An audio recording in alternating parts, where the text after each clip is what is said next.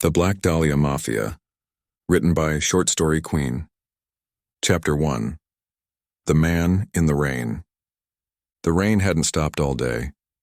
It fell in a relentless hush against the flower shop's old glass windows, softening the edges of the world outside and making everything feel further away, safer, quieter, like nothing could reach her here. Calla Mercer stood behind the counter, absently stripping the thorns from a stem of white roses, her fingers working with muscle memory while her eyes followed the streaks of water on the glass. The storm had come early this year, and with it the cold. Even inside, her bones felt brittle. It was past closing. The town had gone still. No cars, no chatter from the nearby diner, just the sound of water and the slow creak of her floorboards as she moved toward the back. She had never liked locking up alone. Something about the silence at night didn't sit right with her anymore. Maybe it was just habit, that lingering edge of caution she never quite shook. She double-checked the bolt on the front door, then gathered her coat and keys. One last trash run, then home. The alley behind Mercer Petals always smelled like wet cardboard and old rain, but tonight there was something sharper in the air, metallic, like pennies left too long in the sun. She moved quietly, her boots splashing through shallow puddles, the garbage bag slung over one shoulder. She never turned her music on when she took the alley. She needed to hear things. That instinct saved her life. A voice echoed from the far end. Low. Controlled. Then a second voice, pleading. Wet shoes scuffing on pavement. Something heavy, thudding against brick. She froze by the dumpster, her breath catching as she leaned ever so slightly toward the sound. Just far enough to see. A man knelt on the ground, hunched over, gasping. Another man stood over him, calm, still, dressed in black like the shadows themselves had cut him out of the night. He was tall, suited, gloved. His coat hung like a curtain in the rain. In his hand, was that a gun? The kneeling man tried to speak, begged. The suited one didn't move, didn't raise his voice, just said something low and final. Then a single pop, not loud, not theatrical, just a muffled crack like a tire bursting in the distance. The man on the ground dropped. Calla didn't scream, she couldn't. The sound locked in her throat like a trapped bird. Her breath turned shallow and fast, her whole body suddenly ice. And then, the man turned. His face wasn't hidden, no mask, no panic. Just bone structure like marble and eyes like glass under stormlight. Pale, flat, unreadable. He looked straight at her. The moment stretched so long it nearly broke her. He didn't chase her, didn't shout. He only watched her. Then, impossibly, he smiled. Calla dropped the trash bag. It hit the ground with a wet splat, garbage spilling everywhere, and she turned and ran, hard. Her boots slipped. She hit the brick wall with her shoulder but didn't stop. She didn't look back. She didn't breathe until she was inside behind the locked door, with her back pressed against the glass and her eyes wide and wild. That night she didn't sleep. She didn't eat. She barely moved. By morning she had convinced herself it was a dream, but the knock on her door shattered that. 2 officers, polite, serious, dripping from the rain. They'd found a body in the alley behind her shop. They had reason to believe she might have seen something. She thought about lying, every inch of her wanted to. But the man's face was burned into her skull. And when they showed her the lineup, it was there, like a ghost in daylight. Too composed to be real. She hesitated and then lifted her finger and pointed. This one, she said. Luca Dahlia. The name sounded like it belonged in a wine glass, not a police file. The officer scribbled something. She didn't ask questions. She just nodded and closed the door when they left, then leaned against it like it might break. She thought that would be the end of it. It wasn't. That night the shop was quiet. The rain hadn't stopped, only deepened. Thicker, steadier, like a second skin over the town. The wind pushed against the windows. She was trimming eucalyptus when the bell above the front door rang softly. She looked up. He stood in the doorway, soaked through, black suit glistening like oil under the warm shop light. No umbrella, no bodyguards, just him. Her breath stopped. "Miss Mercer?" he said, as if they were old friends. Her fingers tightened around the clippers. "We're closed." "I know." He walked forward slowly, no urgency in his steps, as if he had all the time in the world. The door clicked shut behind him. "I wanted to thank you," he said, "for the alibi." She stared, confused. Her voice came out rough. "What?" "The police," he said, glancing around the room, eyes trailing over the walls of roses, lilies, and thorns. "You told them I was the man you saw, and now they think we were together. Privately. Intimately. That's not—" he tilted his head. "Isn't it?" She couldn't tell if he was mocking her or warning her. The tone never changed. His hands were clean. No blood. No weapon. But there was something in his gaze that pinned her like a butterfly under glass. "I'm not here to hurt you," he said finally, voice quiet, nearly a whisper beneath the storm. "But you said my name. That makes you mine now." She didn't know what to say. Her mouth opened, but nothing came. Luca turned slowly, taking in the room like it was already his. Then he smiled, just slightly. Nothing warm about it. "I'll be in touch." He walked out into the rain without another word, and this time she didn't run. Chapter 2. The Pact. Rain pressed against the windows like a second heartbeat. Calla sat in the back of the shop, still in the same clothes from last night, her skin clammy with sleep she hadn't had, and a fear she hadn't shaken. The door was locked. The sign flipped. The bell unplugged. She kept looking at the space where he'd stood. Luca Dahlia, as if his presence had left some sort of residue in the air, too heavy to scrub out, too cold to ignore. Her phone buzzed, unknown number. "Be ready at 6. Wear something decent." She stared at the message for a long time before replying. "Why?" No answer. No name. But she knew. The day passed like fog. She didn't open the shop. She didn't water the orchids. She just stood at the closet, staring at clothes she never bought to be looked at, much less by someone like him. Eventually she settled on something plain, black. Long sleeves, not quite defiant, but not compliant either. At 6:04 a car pulled up outside. Sleek, silent, tinted windows. She climbed in without a word.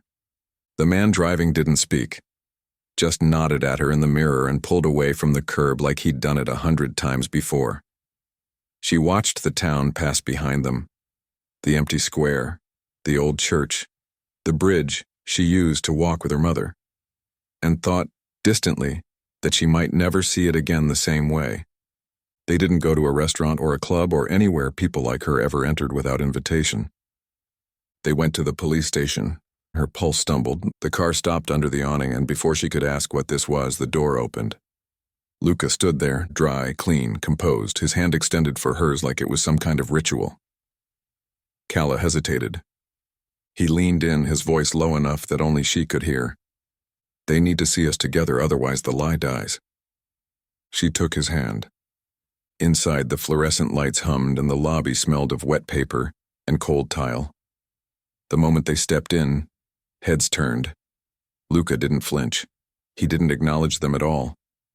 He walked straight to the front desk with Calla tucked close to his side. "We're here to follow up on her statement," he said smoothly. The officer blinked. "Right, of course, I'll let Detective Silva know." They were asked to wait. Luca sat beside her in the 2 small chairs, his arm resting along the back of hers like they'd done this before. Like he'd done this before, with other women, other lies, other lives. His hand never touched her, but the warmth of it was there. She hated the way her body registered it before her mind could protest. "How do you do that?" she asked quietly, not looking at him. "Do what?" "Lie without even twitching." He smiled faintly. "Because to them, it isn't a lie." Detective Silva arrived after 10 minutes, mid-40s, hair scraped into a tight bun, eyes sharp enough to cut. She glanced between them, then offered a flat smile. "Mr. Dahlia, Miss Mercer, thanks for coming in." She led them to her office. Luca didn't release Calla's hand. In fact, as they walked past the other desks, he interlaced his fingers with hers. The pressure was slight, but it forced her to match his rhythm, his pace. Like a quiet command. "Stay with me." Inside, Silva gestured to 2 chairs. "Just a couple of clarifying questions, Miss Mercer. You said in your original statement that you saw Mr. Dahlia in the alley at the time of the incident." Calla nodded.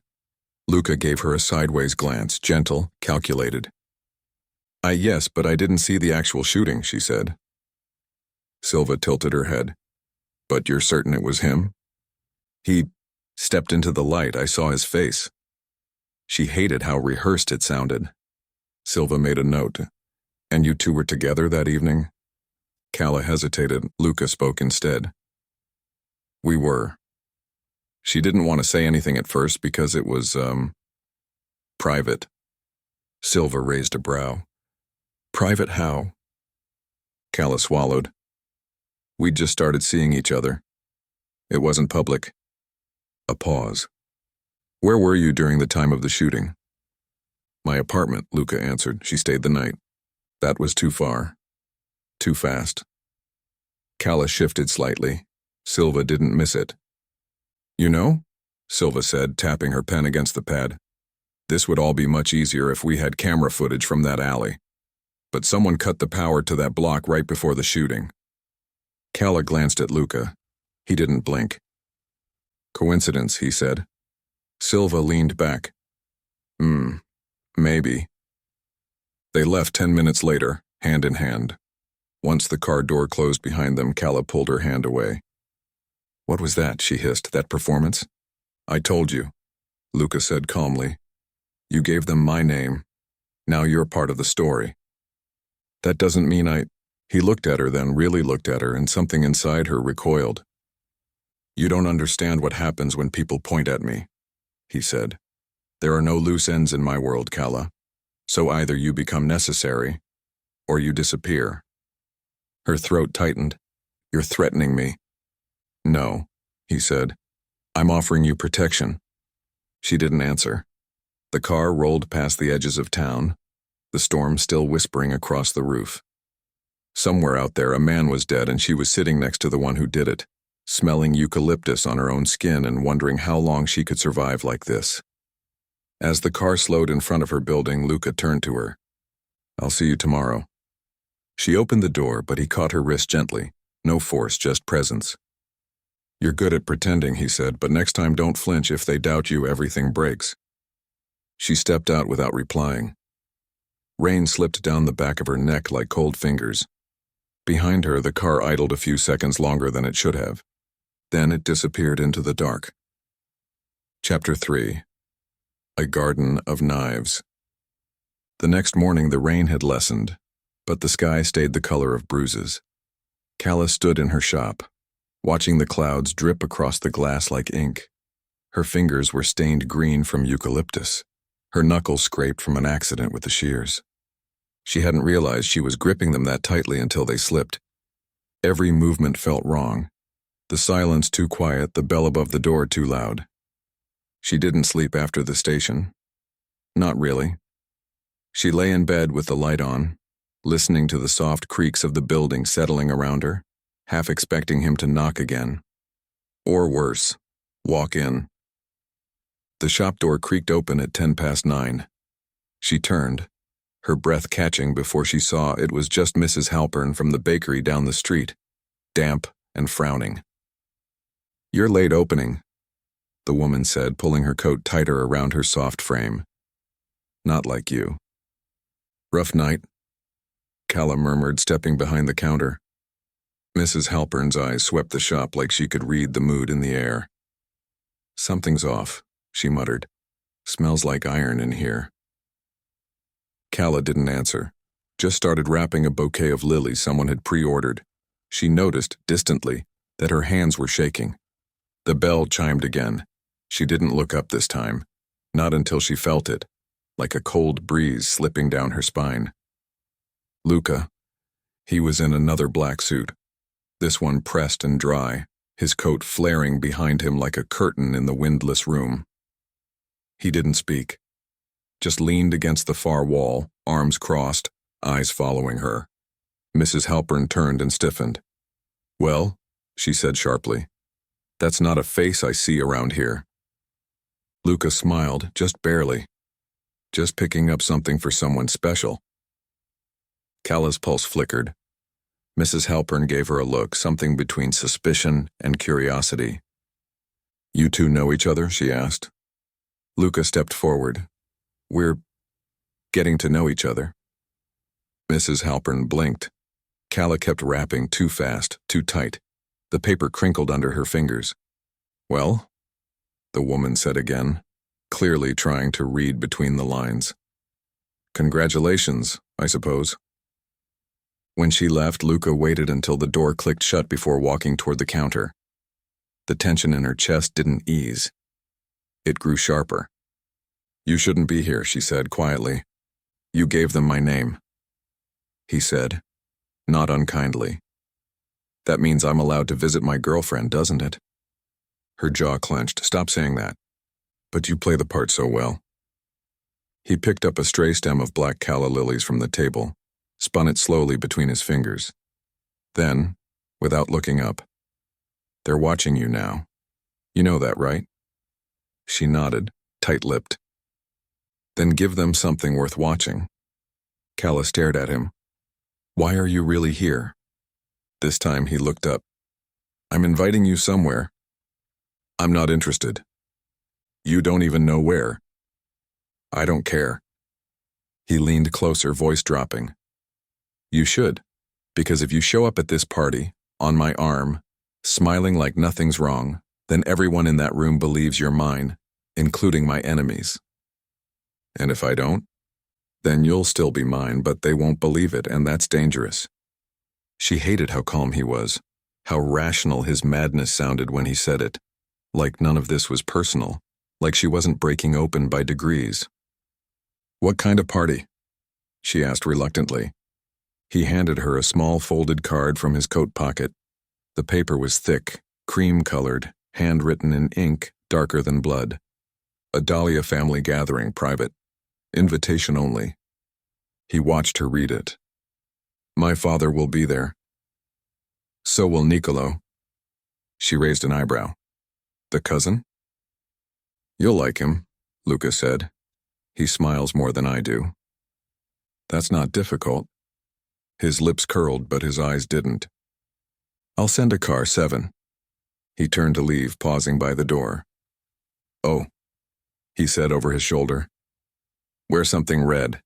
It suits you." Then he was gone. She stared at the door long after it closed. The rest of the day passed in a haze. Customers came and went. Orders blurred together. Every sound felt too close. Every knock made her flinch.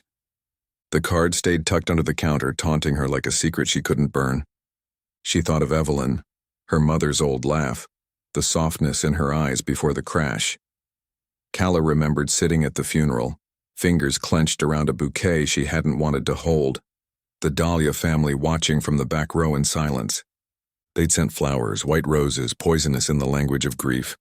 That was the first time she'd ever heard their name. Now she was about to walk into their house, and she closed the shop early and went home to get ready. The rain had started again. Chapter 4. Dahlia Bloodlines. The car that picked her up wasn't the same one from before. This one was longer, sleeker.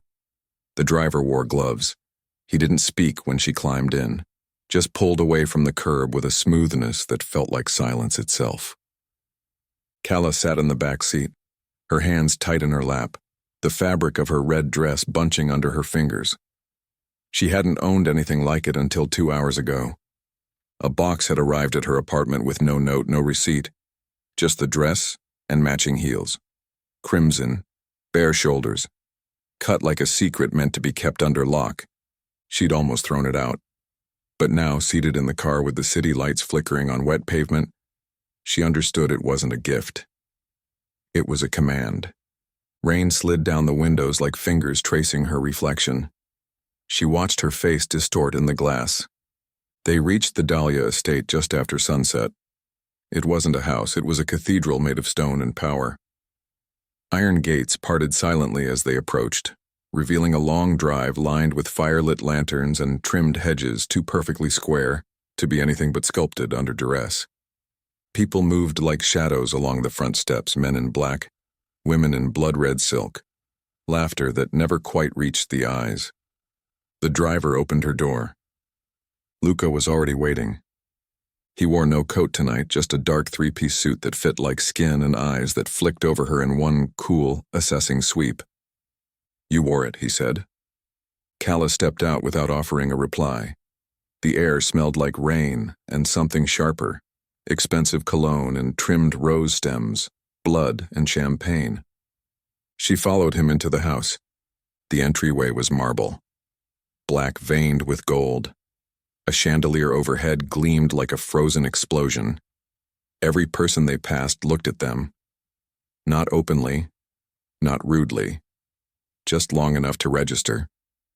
Calla didn't know what unnerved her more, the eyes that lingered or the ones that didn't. Luca led her through the crowd like a wolf in formal wear. He didn't speak. Neither did she. Somewhere behind them, a string quartet played something cold and classical.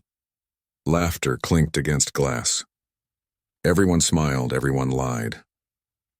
At the bar, a man approached them, younger than Luca, sharper in the jaw, his smile easy but wrong, like a blade with a velvet handle. "Niccolo," Luca said. "Cousin," the man replied, eyes already sliding to Calla. "And this must be the alibi." Calla bristled. Niccolo took her hand and kissed it. Uninvited. Unnecessary. Too long. "She's real," Luca said evenly. "Is she?" Niccolo's gaze didn't waver. "You look like trouble, darling." "I like trouble." "She's not for you," Luca replied, sharper this time. Niccolo raised his hands in mock surrender. "Just saying hello." Calla stepped back, subtly aligning herself with Luca. She didn't want to, but standing alone in this room felt worse. "Careful, Calla," Niccolo added with a wink. "Everyone here's wearing a mask, even him." He melted into the crowd like smoke. They moved to the inner hall past closed doors and paintings too old to feel real. One in particular caught her eye, an oil painting of a field of black dahlias. A single red one bloomed at the center like a drop of blood. Luca noticed her staring. "That one was commissioned the year my grandfather died," he said. "Symbolism's a family pastime." They stopped at a wide set of double doors. "My father's through there," he said, turning to face her. "Let me speak first." Before she could respond, the doors opened. The room was quieter than the rest. Lower light. Fewer people. And at the far end, seated in a leather chair like a man born to throne-shaped things, sat Vince Dahlia. He looked older than his reputation suggested. 60, maybe older, though his posture remained rigid. His hair silvered at the temples, his eyes unreadable beneath heavy brows. He didn't rise when they entered, just studied Calla like she was a strange plant left too long in the sun. "This is her?" he asked. Luca nodded. "Sit." It wasn't a request. Calla sat. "She knows?" Vince asked. "She knows enough." Vince sipped from a glass of something amber. His fingers were square, calloused, a worker's hands hiding in a patriarch's shell. "If you bring her here," he said to Luca, "she's one of us and we don't carry dead weight. She won't break." Vince looked at her again. "You look like your mother," he said suddenly. The world tilted. Calla froze. Luca stiffened beside her. "What did you say?" Vince blinked. "Nothing." Calla stood up slowly. Her pulse was a roar in her ears. She couldn't speak, couldn't breathe. Luca touched her arm. "Let's go." They left without a word. The hall outside was even darker now. The music quieter, the scent of roses stronger. They reached the back garden where a private section had been set up with flickering lamps and glass walls. Calla pressed her hand to the cold window, needing something solid. Then a sound, muffled shouting, fast footsteps. Luca stepped away from her just enough to turn toward a figure approaching in the dark. It was a man she didn't recognize, sweating, pale, trembling. "I didn't say anything," he was crying. I swear Please, Luca." A gun appeared in Luca's hand like it had been born there. Calla flinched. Luca didn't look at her, he looked at the man. "Last chance." The shot was quiet. Calla's scream never made it past her throat. She backed away, eyes wide. Luca turned to her slowly. Rain began to fall again, soft against the glass above. "You saw that," he said quietly. She didn't move. He stepped closer. "Now you're part of it." Chapter 5. The Price of Silence.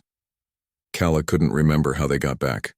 The car, the drive, the sound of tires on wet pavement. All of it blurred together, dim and disjointed, like a dream she hadn't agreed to enter.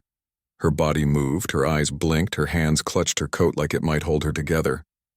She only realized she was home when the door clicked shut behind her, and she was alone in the dark. The red dress clung to her skin like blood. She peeled it off slowly, one strap at a time, the zipper catching halfway, as if it, too, resisted being part of what had happened. The sound of the rain filtered through her windows in soft, unrelenting waves. She stood under the shower, for what could have been hours. The heat did nothing. The water pooled in the corners of her mind, but never washed anything away. The man in the garden had screamed, just once. Then silence. The kind that stayed with you. She hadn't asked his name. She didn't know if she wanted to. She sat on the edge of her bed wrapped in a towel, the house quiet around her. Her phone lit up on the dresser. "Tomorrow, noon. Don't open the shop." No name, no signature, just him. She didn't reply. Sleep didn't come. Morning arrived like a threat. At 11:59, a car pulled up outside her building. Luca stood beside it. No suit this time. A dark wool coat over a turtleneck. Black gloves. He looked like he belonged in another season. Another world entirely. She opened the door before he knocked. "I'm not going anywhere with you," she said, her voice flat. He didn't answer. Just held out a paper cup of coffee. She hesitated. Took it. "We're not going far," he said, "just a drive." "I didn't ask for one. You saw something you weren't supposed to. I need to know you're still steady." "I'm fine." "You're shaking." She hadn't noticed. Her fingers trembled around the cup. In the car, he said nothing at first. The engine purred. The rain whispered across the windshield. She focused on the road ahead, but it offered no comfort. Everything outside was gray. Finally, he spoke. He betrayed the family. Calla didn't look at him. "That's all you're going to say?" "It's all that matters," he begged. "Yes, most people do." The quiet stretched. She turned to him then. "How many people have you killed?" Luca's jaw flexed once, not with anger, just thought. Enough to stop counting, not enough to be careless. She felt the words settle in her chest like cold stones. "You brought me there to witness it?" "I brought you there to see what being close to me means. You want protection? It comes at a cost." "I never asked for your protection." "You did," he said calmly, "when you pointed at me." The car slowed. They were parked in a secluded lot near the edge of town, overlooking the water. The lake glimmered in the distance, slate gray under the sky, rippling with wind. He cut the engine. Calla looked out the window, her breath fogging the glass. "I don't belong in your world." "You do now?" She shook her head. "You're not making sense." Luca leaned back in his seat, watching her without blinking. You want to know what your mistake was? Picking you out of a lineup? No, he said, pretending you didn't know what that meant. She turned to him sharply. You think I wanted this? I think you understand more than you admit. I think you've been lying about how deep you're already in. His words hit something raw. She looked away. Luca's voice softened, but didn't lose its weight. You're not fragile, Calla. You're afraid, but you're not innocent. You stayed. You're still staying. She felt her pulse skip. It was true, she hadn't run, she could have. I don't know what I'm doing anymore, she admitted quietly. That's the beginning of honesty, he said. They sat in silence for a while. The rain let up briefly, leaving only wind and the occasional tick of branches against the windows.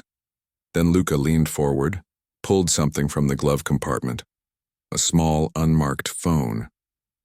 He handed it to her. If you're ever in trouble, call the number in this. Don't call the police. Don't call friends. They won't get to you in time. She took it without speaking. He started the car again, eyes back on the road. There's someone you'll be seeing soon. Detective Silva. She'll try to make you doubt me. She's smart. I already doubt you. Then it won't be hard for her. That afternoon, back at the shop, Calla opened late. The windows were still fogged from the storm, the air heavy with last night's arrangements. She worked in silence, hands moving through muscle memory, eyes unfocused. The bell chimed. Detective Silva stood in the doorway, coat still wet from the drizzle, clipboard in hand. Mind if I come in? Calla wiped her hands on a towel. If I say yes, do you leave? Not unless you're really convincing. She stepped inside, brushing a strand of hair from her face. Busy? Always. Silva wandered to the counter, flipping through her notes. I've been thinking about the timeline. Something's bothering me. Calla didn't answer. Silva looked up. You were sure it was him, still are? Yes. No hesitation. I saw his face. Silva tapped the clipboard. Funny thing, though. No cameras on the block, no witnesses. Except you. And you just happened to start seeing him days before the murder?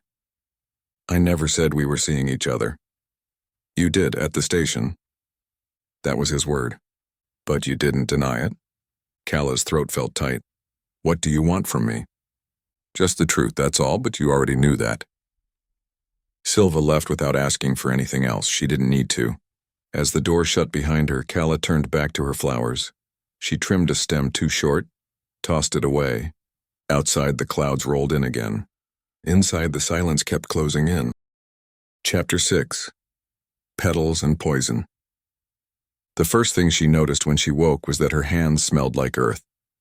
She'd fallen asleep in her shop again, curled on the old velvet love seat in the back office, surrounded by the scent of crushed lavender and funeral lilies. The storm outside had returned sometime during the night, gentle this time, as though the rain had grown tired of roaring. Calla sat up slowly, head pounding from a sleep filled with dark corners and colder hands. There were petals stuck to her arms, clinging like secrets. She stood, stretched, and walked to the counter. The drawer beneath the register was still locked, just as she'd left it. She pulled it open and checked beneath the bundle of receipts, fingers brushing the small black box tucked between invoices. The recorder was still there.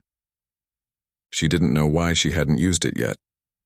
Maybe because she hadn't been close enough to anything real. Maybe because she was afraid of what it would sound like when Luca told the truth in his own voice. Today that would change. Luca had left a message. Meet at the estate. No time. No explanation. She told herself she wouldn't go, that it wasn't a command she had to obey, but she found herself dressing anyway. The car was waiting when she stepped out. Same driver. Same silence. At the estate, the staff let her in without question. It unnerved her, how seamless it all was now. No names, no instructions, just open doors, and empty halls. Luca wasn't in the sitting room or the garden. One of the house staff, a tall woman with pin-straight hair and cold blue eyes, told her he was in his study. Perfect. She slipped the recorder into the inside pocket of her coat and made her way upstairs. The study door was closed. She hesitated only a second before pushing it open. The room was large, old, with built-in shelves lined with leather-bound books and a wide desk beneath a stained glass window. It smelled like aged paper and something darker. Maybe cigars, maybe blood. She wasn't sure anymore, and no one was inside. She stepped forward carefully, scanning the room. Her heart beat too fast. Not from fear exactly. From the awareness that every step she took meant crossing a new line. She knelt beside the desk, reached up under the edge, and pressed the adhesive recorder to the wood. It clicked once, quietly. She flipped the switch. Voices echoed behind her. She froze. The door creaked open. "I thought I heard a little mouse in here." Niccolo. Calla stood up too fast, knocking into the desk. He leaned in the doorway, amused. "Looking for something?" he asked. "I was waiting for Luca." "In his office." He smiled, taking a slow step inside. "Brave." Calla forced her voice to stay steady.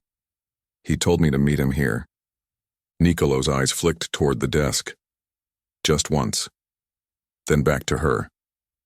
"You know," he said, circling the room like a cat with too much time, "my cousin plays the part of a civilized man, but he forgets what we're bred from. You dig far enough into our bloodline, you find the kind of monsters they write folklore about." She kept her expression neutral. Niccolo stopped in front of her. "What are you really doing here, florist?" "Waiting." "Lying." His hand reached out and tucked a strand of hair behind her ear. She didn't flinch, but it took effort. "I could tell him," he said quietly, "about the little bug under his desk." Her stomach turned up. "But I won't." She narrowed her eyes. "Why?" "Because I like games," he said. "And I don't like the way he looks at you. Makes him soft. Predictable." His voice dropped lower. "I want to see what happens when he realizes his pretty little alibi is feeding him poison." He leaned closer, mouth almost touching her ear. "You're playing a dangerous hand, sweetheart. You might even be good at it." Then he turned and left, the door clicking shut behind him. She stood there alone for a long time, the recorder still humming beneath the desk, her pulse thrumming through her ears. When she finally found Luca, he was in the back garden speaking with two men in hushed tones. She waited until they left, and only then approached him. "You said to come," she said, "and I did. You weren't there." "I was watching." That stopped her. "Why?" "Because I needed to know if you'd let yourself be alone in this house." She crossed her arms. "And what did you learn?" "That you hesitate, but you still show up." He stepped closer. The space between them shrank with every breath. "I want you to stay for dinner. I'm not hungry." "I wasn't asking," he said. His hand lifted, brushing her wrist. Just a touch. Not possessive. Something worse. Familiar. The sound of rain against glass filled the silence between them. "You're too careful," he said. "That's going to get you caught." "I don't know what you mean." He studied her. "No, but you will." Dinner was served in the East Hall. Long table, silver cutlery, more wine than food. She barely touched her plate. Vince didn't show. Niccolo sat opposite her, smiling every time she looked up. The other men at the table were nameless, forgettable until they weren't. Luca didn't say much. He watched. Afterward, he walked her to the car himself. No guards. Just him. Before she climbed in, he spoke softly. "I trust you, Calla." She turned to him. "That's a mistake." His expression didn't change. "I make very few of those." Then he shut the door for her and the driver pulled away. She clutched the phone in her pocket. The bug still recording, the wine in her veins, the lies catching up. Rain streaked the windows like veins across glass, and somewhere behind her, a wolf was smiling. Chapter 7. The Confession. The wind had changed overnight. Calla felt it the moment she stepped outside. The air wasn't cold exactly, but sharp, full of static and scentless warnings. Leaves gathered in wet clumps at the shop entrance, sticking to the windows like little brown hands trying to crawl inside. She swept them away without looking up, the tension already simmering beneath her skin. The bug under Luca's desk had gone silent. 3 days, not a word. Not a single recording uploaded. At first she thought it might have been interference, or maybe a malfunction. But by the 4th day, she knew. He'd found it. He was waiting. She tried to pretend otherwise, kept her head down, filled vases with pale garden roses, replaced wilting stems with sharper ones. But the stillness in the shop pressed down too thick. Every knock on the door made her breath catch in her throat. When he finally appeared, he didn't use the door. She was in the greenhouse pruning spider lilies by hand when she felt his presence behind her. Before she heard his voice, before she turned. "You're not very good at hiding things," Luca said. Calla didn't flinch, but the clippers in her hand paused mid-snip. She straightened slowly, wiped her hands on her apron, and turned to face him. He wore dark jeans and a black coat. No suit, no gloves. More human than usual, but not less dangerous. "Neither are you," she replied. He stepped closer, stopping just short of the flowers. "You planted something under my desk." She met his eyes. "So you admit it's your desk?" He smiled, just barely. "Clever. You knew before I did," she said, "didn't you?" "I suspected, but I wanted to see how far you'd go." Calla set the clippers down carefully on the edge of the table. Her voice came out quieter now. "I didn't record anything." "No," Luca said, "because I let you in too easily. That was my mistake." There was silence for a long moment, thick with something that wasn't quite accusation, wasn't quite disappointment. Just wait. Calla's chest tightened. "I didn't lie about everything." "No?" "My mother worked for your family." That made him still. She was an accountant, quiet, loyal, until she wasn't, until she started asking questions about the numbers. Luca's expression didn't change, but she saw the shadow pass through his eyes. A flicker of recognition. "She died in a car crash," Calla continued. "I was 16. She'd just told me she was leaving town. Said we might have to disappear for a while." "She wasn't killed by me," he said quietly. "No, she wasn't." Luca moved past the flowers now, standing in front of her, arms folded. "But you're not here by accident," he said. "You came back to Dahlia Hill for a reason." Calla nodded. "I wanted to see what was left of the people who destroyed her." "And you're still standing." Something shifted in him then. Not anger, not coldness. Something softer, sadder, like a man realizing he's become the ghost someone else hunts. "I didn't know," he said. I know." She didn't expect his hand to reach for hers, but it did. Fingers rough, warm, careful, not demanding, just there. "I thought you were dangerous because you lied," he said. "But it's worse. You're dangerous because you feel." She swallowed, eyes burning. "I don't want to feel anything for you." "You do." She didn't answer.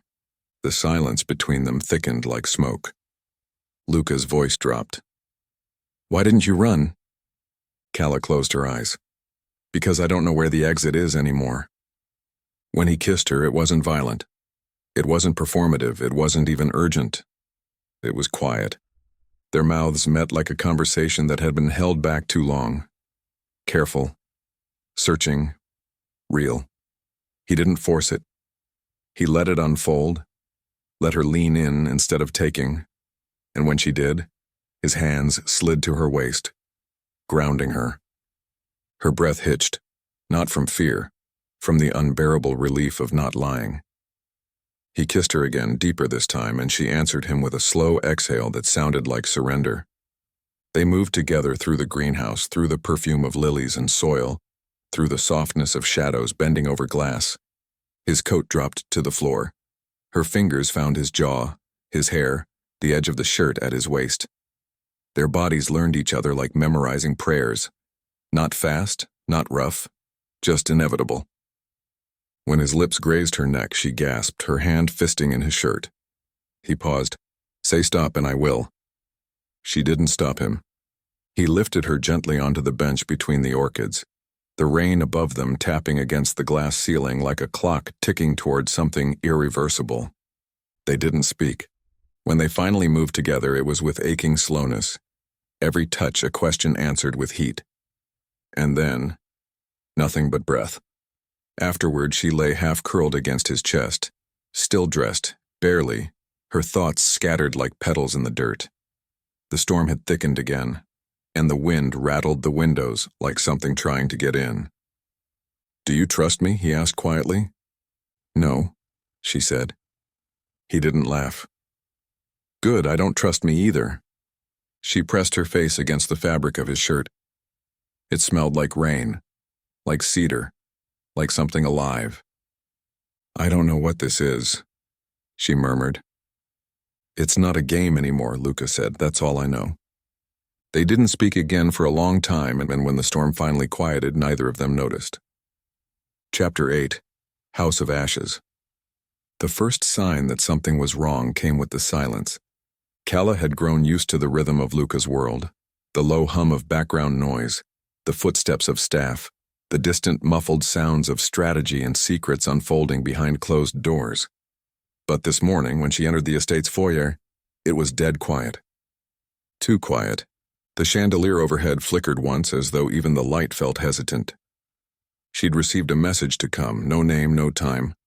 Just a location pinned to her phone with a Dahlia crest in the corner. She should have ignored it. She hadn't. A young man in a pressed black jacket greeted her with a stiff nod, then gestured silently toward the east wing. She followed, coat still damp from the rain outside, her pulse uneven, her throat dry. The hallway grew darker the farther she went. Paintings loomed from the walls, former Dahlias in oil and ash, their eyes unblinking, watching her like judges. At the end of the hall, the door was open, inside a study she hadn't seen before. Books, whiskey decanters, a fire already lit. Niccolo sat in the leather chair by the flame, swirling something amber in a glass far too casually for the tension in the room. "Well," he said as she stepped inside. "Look what the storm dragged in." Calla's hand stayed at her sides. "You called me here." He grinned. "Technically, I didn't call anyone, but I did tell someone something you might have preferred I kept to myself." Her heart stuttered. "What did you do?" "I told the truth," he said, lifting the glass. "You'd be surprised how explosive it can be in a room full of liars." Calla stepped forward slowly. "Where's Luca?" "Not far." A sound behind her. Too fast. Too quiet. Then a cloth over her mouth. The scent of chloroform hit her all at once. She struggled, twisted. But whoever was behind her was stronger. Shadows closed in like water. The last thing she saw was Niccolo raising his glass in mock salute. She woke on the cold floor of what looked like a wine cellar. The walls were stone, the air damp. Her hands were tied behind her with rough cord, ankles crossed. No windows. No idea how long she'd been there. Panic came in waves. She tried not to drown in it. The door opened suddenly, spilling harsh light into the room. A silhouette filled the frame. Luca. She couldn't breathe. He didn't run to her. Didn't ask if she was hurt. He stepped inside, slow, silent, closed the door behind him. Her voice cracked.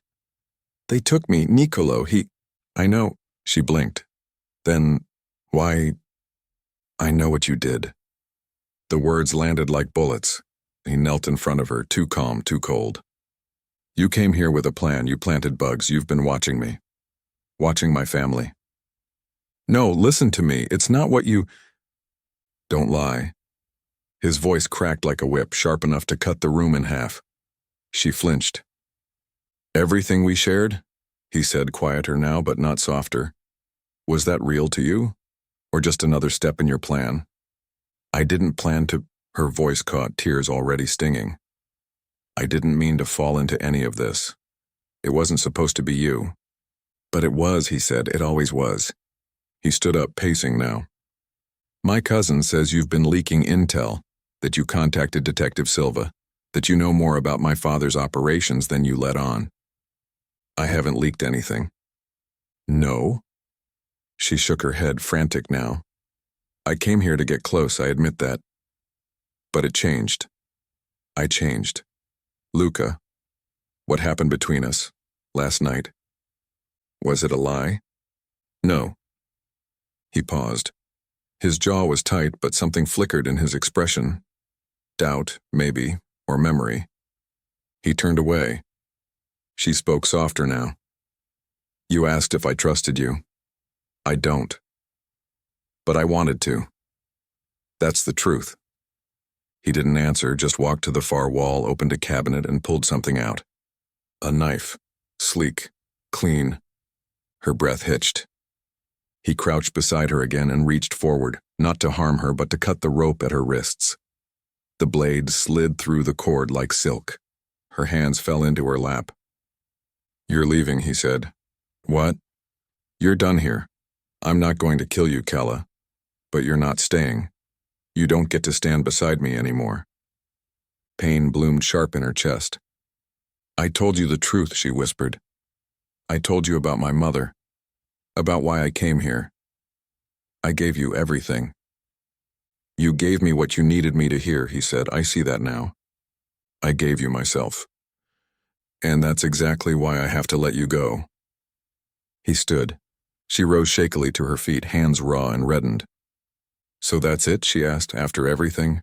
Luca turned to her, and for a moment she thought he might say something different, that he'd come closer, touch her, reach for her the way he had in the greenhouse.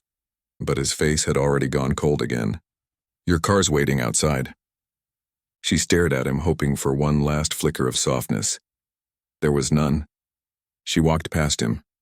Her footsteps echoed in the stone hall. When she reached the door, she hesitated, looked back one last time. He hadn't moved. Outside, the storm had passed, but the ground was soaked. She stepped into the car without speaking. The driver pulled away. She didn't cry until they reached the edge of town.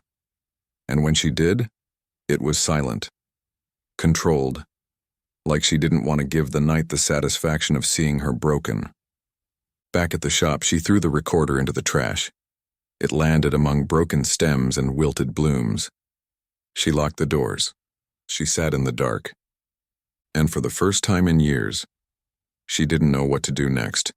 The only thing left behind was a single black dahlia resting on the shop counter. She hadn't put it there. Chapter 9, The Dahlia Graveyard. They buried Vince Dahlia on a cold morning without flowers. No procession, no eulogy. Just a closed casket and two men in tailored suits standing over a family plot marked with black marble slabs and gilded names.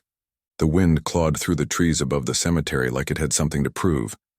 The grass was still damp from the storm the night before.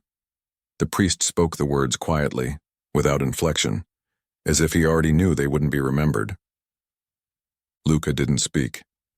He watched the coffin descend with his hands clasped behind his back, the only movement in his face the flick of his jaw as the dirt began to fall.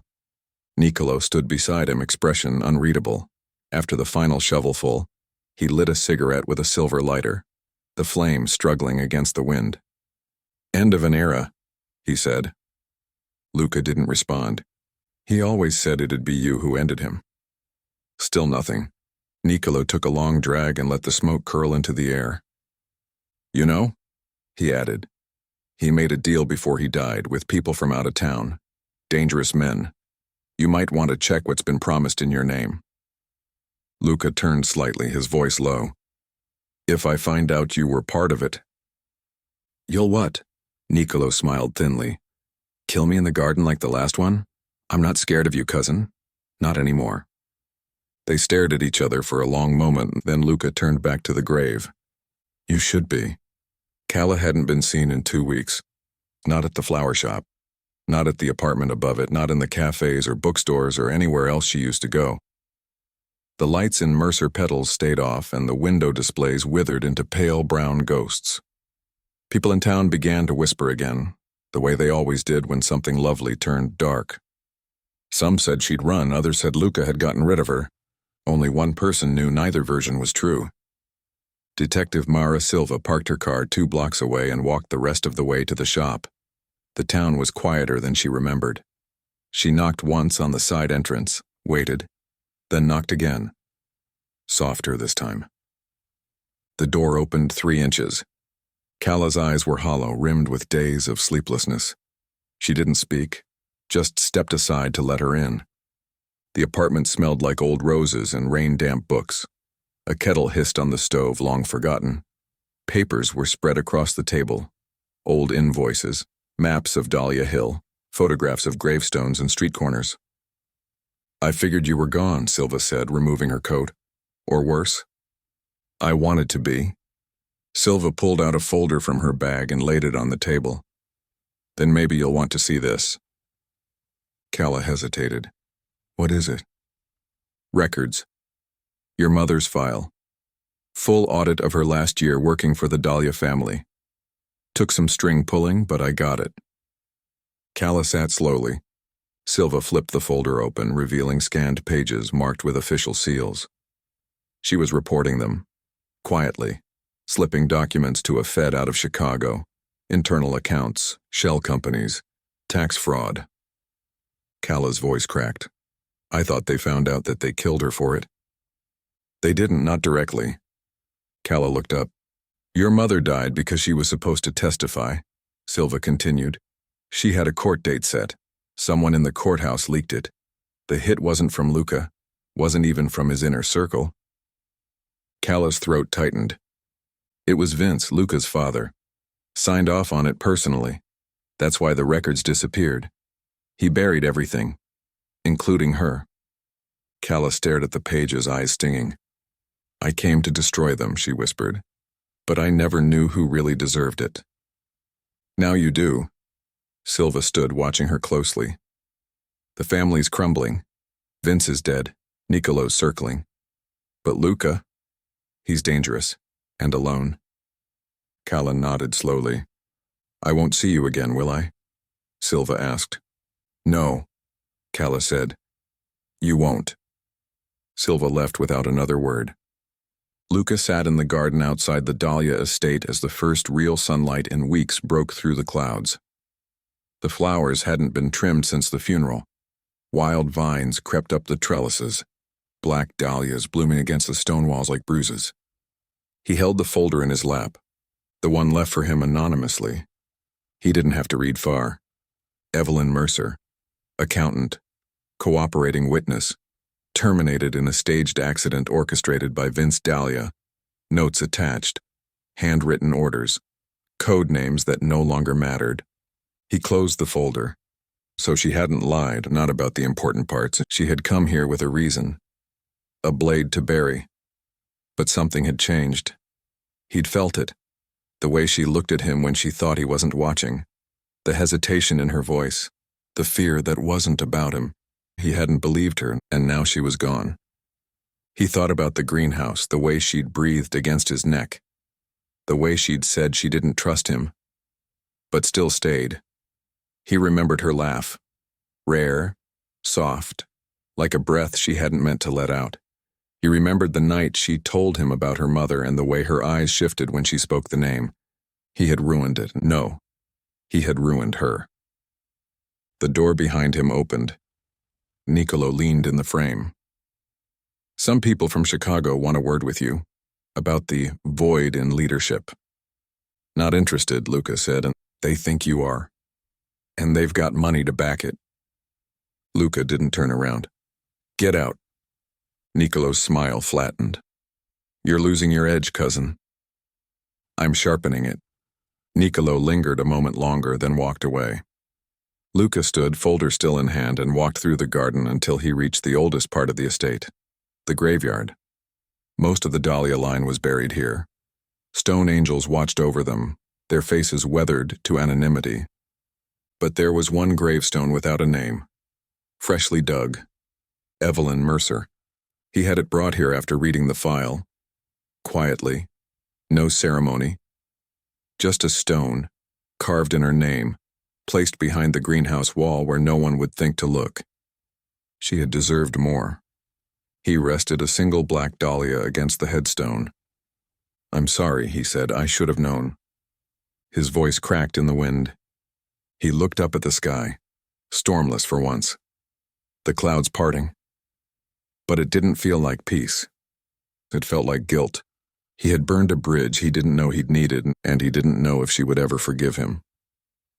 Chapter 10. The Rain Returns. The rain came back the same night she returned. It hadn't touched Dahlia Hill in almost a week, but the clouds had been waiting. Bloated, gray, quiet as breath. By the time Calla stepped off the last bus at the edge of town, the first drops had begun to fall, soaking into the cracked sidewalk like ink on old paper. She walked. No umbrella, no coat. Just a scarf around her neck and her hands deep in her pockets. Fingers curled around a folded piece of paper she hadn't let go of since Chicago. Her mother's file. All of it. Every truth too late to matter. The shop looked smaller than she remembered. The windows dusted with streaks of grime. A fine layer of petals wilted in the display. Colorless. Forgotten. She stood in front of the door for a long time before turning the key. Inside, the air smelled like ghosts. She didn't turn on the lights, just walked through the rooms in silence, her hand brushing familiar surfaces. The edge of the counter, the shelves, the worn leather chair in the back office. Everything was right where she'd left it, but none of it felt the same. Her reflection blinked back at her from the glass of the refrigerator case. Pale, hollow-eyed, but not broken. She watered the plants in silence, rearranged the wilting display, and swept the floor. By the time she finished, the rain had deepened. It whispered against the windows like it had something to confess. Then the bell above the door chimed. She didn't turn it, she didn't need to. She heard the door close behind him. The steady sound of his shoes on the hardwood. No rush, no hesitation, just presence. Weight. Familiar. Luca. He said nothing at first, just stood behind her, watching as she trimmed the stems of a half-dead bouquet with surgical care. "I thought I'd find this place empty," he said finally. It almost was. She turned to him. He looked like she remembered, but different. The suit was gone. He wore a dark sweater and a coat too thin for the weather. His hair was wet, his face drawn, as if grief had finally gotten close enough to touch him. "You were gone," he said, "for weeks. You told me to leave. I didn't mean for good." Calla placed the shears down slowly, her voice calm. "What did you mean?" Luca's throat worked. "I meant, I was angry. Hurt. I thought you'd betrayed me." "I did," she said. "At first." His eyes lifted here. "And later?" "Later, I stopped knowing who I was lying to. You or myself." The rain thickened, running in sheets down the windows. He took a step closer. "I read the file," he said. "Your mother, she didn't deserve what happened." "No," Calla said, "she didn't." "I didn't know." "I know." Luca looked down, jaw clenched. His voice came quieter. "I buried her." Calla blinked. "What?" "Behind the greenhouse at the estate, there's a stone now. Her name's on it." Her chest pulled tight. "Why?" "Because she was yours," he said, lifting his gaze. "And because I should have known the truth before I let you go." They stood in silence, the shop dim, the only light from the street lamps outside. Luca took another step forward. His hand reached slowly into his coat and pulled out something wrapped in damp cloth. He laid it on the counter and unwrapped it with care. A single black dahlia. Fresh, sharp, vibrant. "I brought this back," he said, "because I want to start again. No lies, no games. Just this." Calla stared at the flower, then at him. "I don't know if I can trust you." "I don't expect you to." She picked up the dahlia, twirled it once between her fingers. "You hurt me." she said softly. I know. I hurt you too. He nodded. Her voice cracked a little. It doesn't feel like forgiveness. It isn't, he said. It's just whatever comes after. He stepped close enough to touch her now, but didn't. His hands stayed at his sides. I miss you, he said, even now, especially now. Calla looked up at him. The weight between them had changed shape, no longer sharp, but dense, real, heavy with everything said and unsaid. Said that. Do you still dream about that night in the greenhouse? She asked. He swallowed. Every night. She stepped closer. I still hear your voice. Luca raised his eyes. And what does it say? That you'd burn for me, she whispered. I would.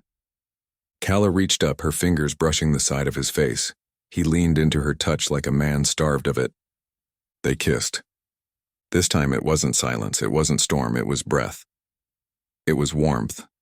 It was a closing loop, a beginning that had waited for its own ending. Outside the rain kept falling, but inside the storm had passed.